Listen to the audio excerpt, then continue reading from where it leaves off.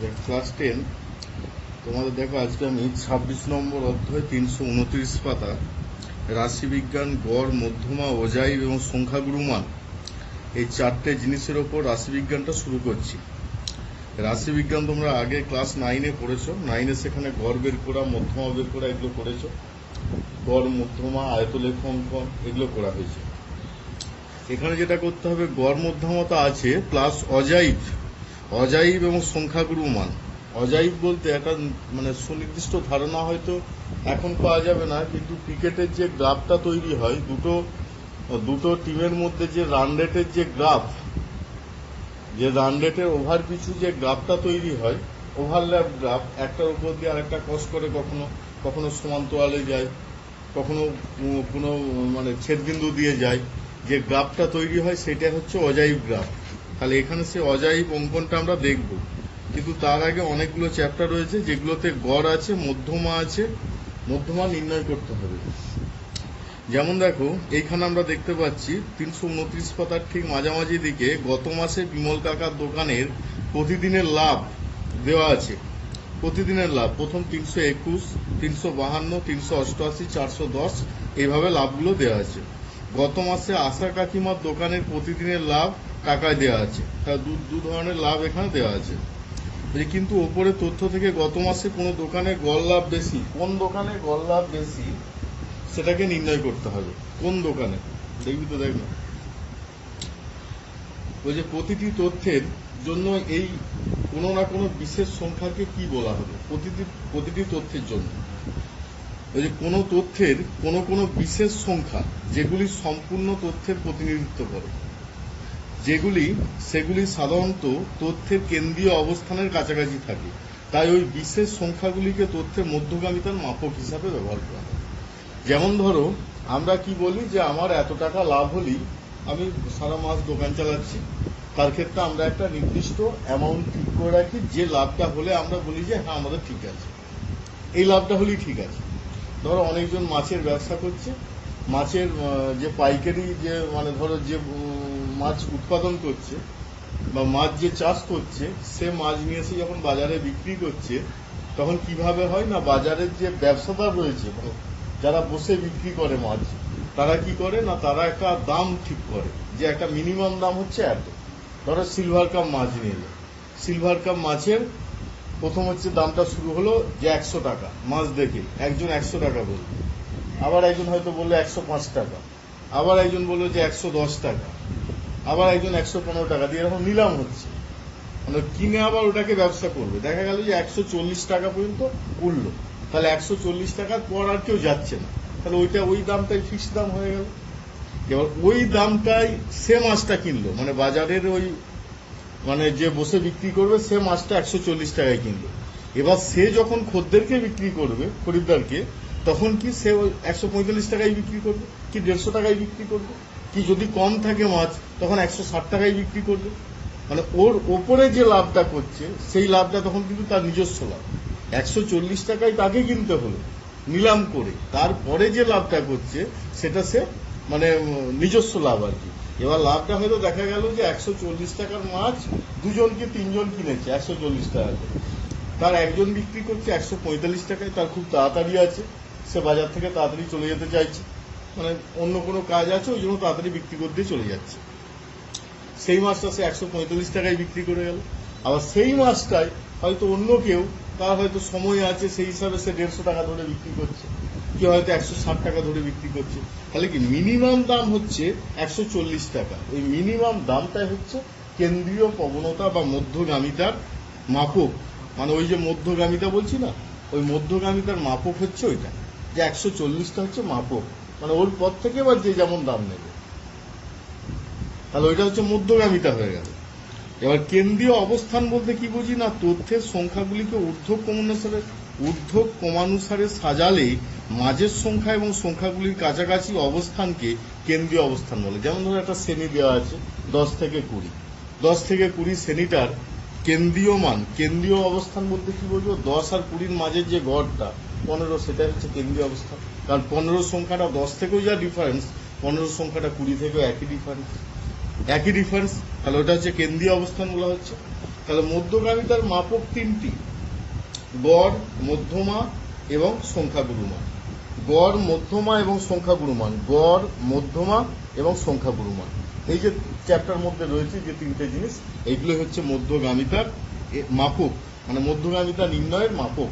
মানে গড়টাও মধ্য মানে মাঝের একটা অবস্থান, মধ্যমাটাও মাঝের একটা অবস্থান, সংখ্যাগুরুটাও মাঝের একটা অবস্থান, মানে একটা নির্দিষ্ট অবস্থান। ধরো আমরা বলি যে আমাদের এই চাকরিটা করতে হলে এত বয়স হতে হবে, 18 বছর বয়স হতে হবে। 18টা কি, ওটা হচ্ছে মধ্যগামিতা। ওর আশেপাশে ধরো 18 বছর 7 মাস, 18 বছর 6 মাস, 18 বছর 9 মাস, সবগুলো কি 18 করসপন্ডিং ধরা হবে। তাহলে 18 সংখ্যাটা কি, মধ্যগামিতার মাপক। তারপরে এবার বিভিন্ন অঙ্ক দেয়া আছে, যেমন এই যে গড় নির্ণয় করতে বলছে। গড় নির্ণয় মানে সবগুলোকে যোগ করে নাম্বার অফ কোয়ান্টিটি দিয়ে ভাগ, মানে যেটা আমরা আজ পর্যন্ত করে এসেছি আর কি।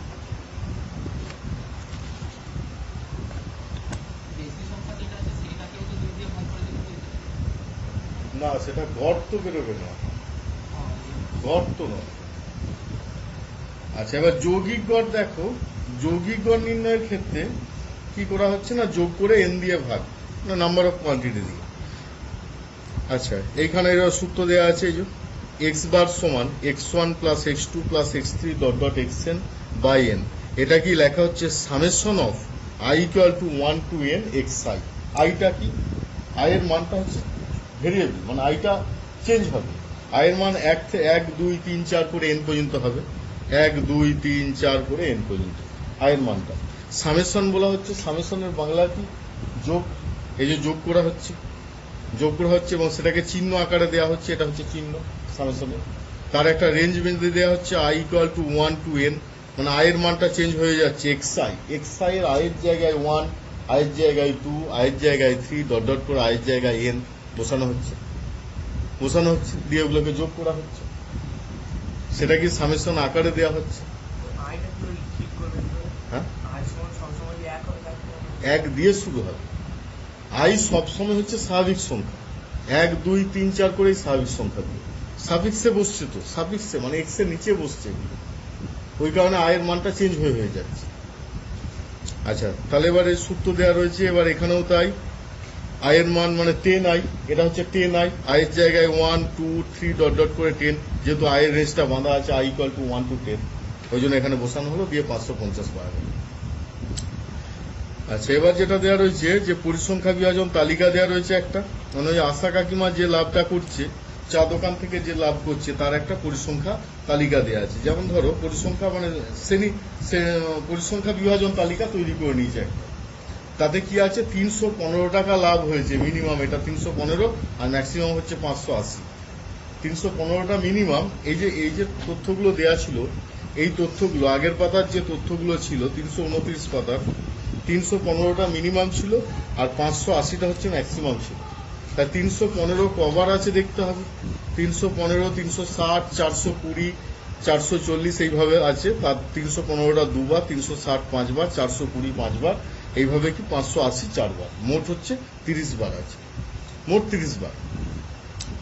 এবার দেখো এইটা কি একটা ছকের মাধ্যমে প্রকাশ করছে বিভাজন তালিকা।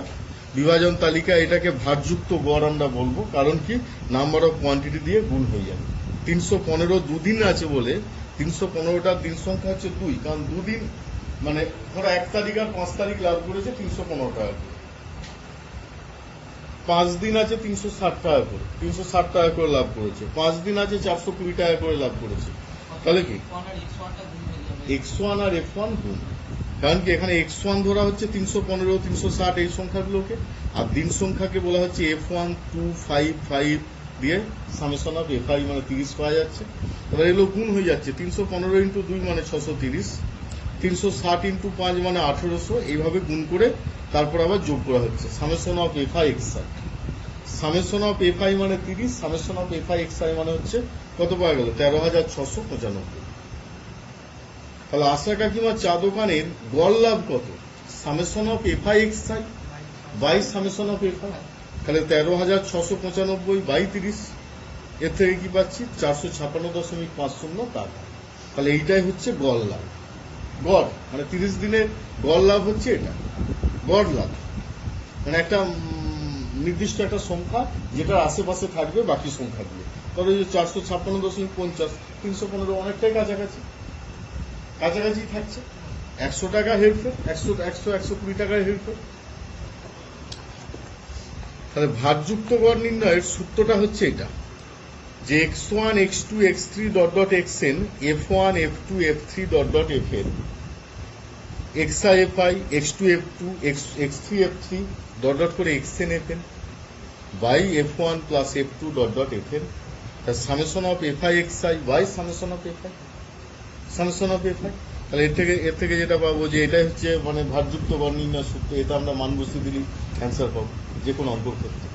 তাহলে যে কোনো অঙ্কর ক্ষেত্রে কি করতে হবে? ভারযুক্ত গড় নির্ণয়ের ক্ষেত্রে প্রথম দেখতে হবে যে ফ্রিকোয়েন্সিটা কি আছে, মানে পরিসংখ্যাটা, আর পরিসংখ্যার লাভের পরিমাণ যাই থাকা আর কি, মানে যে বিষয়টা আছে সেই বিষয়টা কি আছে, মানে শ্রেণীটা।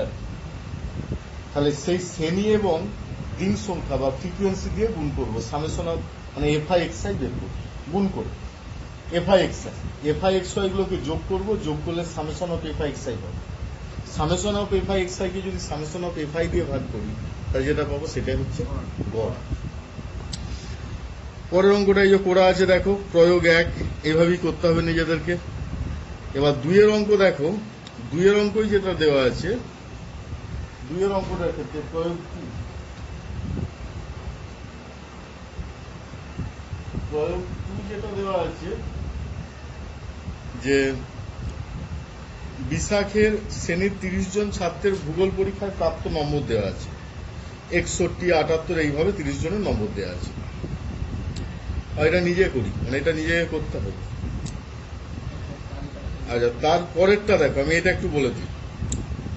ছাত্রের ভূগোল পরীক্ষায় প্রাপ্ত নম্বরের যৌগিক গড় নির্ণয় করো, যা এটা নিজেকে তৈরি করতে হবে। এবার এইটা দেখো, এটা হচ্ছে লাভের পরিমাণ দেওয়া আছে, দিন সংখ্যা দেওয়া আছে। লাভের পরিমাণ দিচ্ছি 300 থেকে 350, 2 দিন। 350 থেকে 400, 5 দিন। 400 থেকে 450, 7 দিন। 450 থেকে 500, 7 দিন। 500 থেকে 550, 5 দিন। 550 থেকে 600, 4 দিন। মোট হচ্ছে 30 দিন। এবার মধ্যমান বের করতে হবে, প্রত্যেকটা শ্রেণীর মধ্যমান। ধরো এটা দুটোকে যোগ করে 2 দিয়ে ভাগ, 300 প্লাস 350 মানে 650, 650 মানে কত হবে? 325 করে হবে। তাহলে এটা হচ্ছে 325। এদের মাঝের ডিফারেন্সটা কত? 50 তো। তাহলে 50 করে যোগ হয়ে যাবে 375, 425, 475, তারপরটা হচ্ছে 525, 575, ঠিক আছে, 6 পেয়ে গেল। এগুলো হচ্ছে মধ্যমান।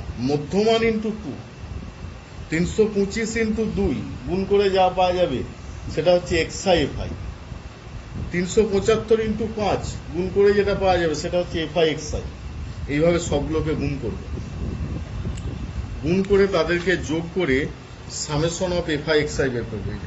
650, 1875, 2975, 2975, এইভাবে গুণ করে করে কত পাওয়া গেছে? 13,750। এগুলোকে যোগ করে পাওয়া গেছে। এবার লাভের যৌগিক গড় হচ্ছে summation of fi xi by summation of fi. তাহলে এর থেকে পাচ্ছি 13,750 বাই 30, 458.33। তাহলে এটা হচ্ছে ভারযুক্ত যৌগিক গড় নির্ণয়। কি করা হলো না, সামেশন অফ এফআই এক্সআই বের করা হলো বাই সামেশন অফ এফআই।